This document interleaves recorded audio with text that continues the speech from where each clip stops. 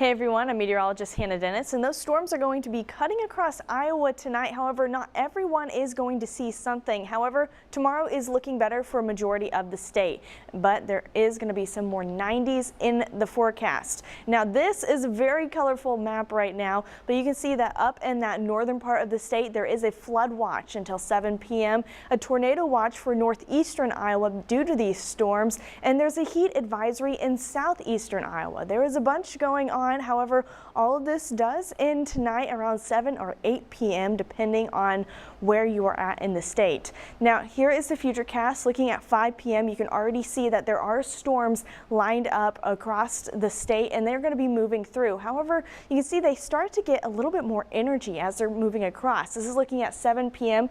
More of us are seeing those scattered storms coming across, and some of these have the chance to be strong to severe. However, that tornado threat is staying off towards the northeastern part of the state.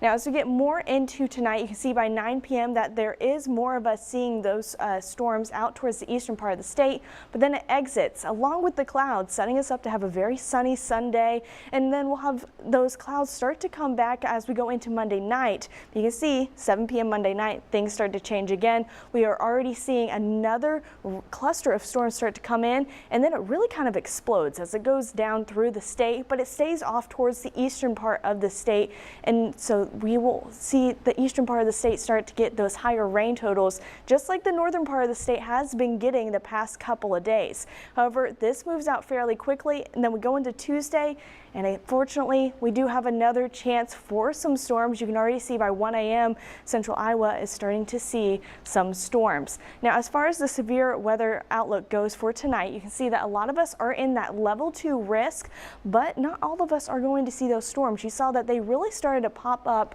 after they got east of the metro, and that looks like it's going to be the trend as we go into tonight. And then on Monday, a lot of us are under that level 1 severe risk because we could see some storms pop up in the afternoon if the right conditions are there. But then we also had that big cluster of storms that came down through the state Monday night. Now, as we go into tonight, this is what we're looking at as far as threats for any of those storms that do turn strong to severe. That tornado threat is staying off towards the northeast. They have the highest chance of seeing that threat over in that side of the state. And then the wind looks like it's going to be the biggest issue for central Iowa if we see any of those storms turn severe. And then hail looks like the lowest threat out of them all, but there is still a possibility that we could see up to 1 inch hail with any of those storms that turn strong to severe.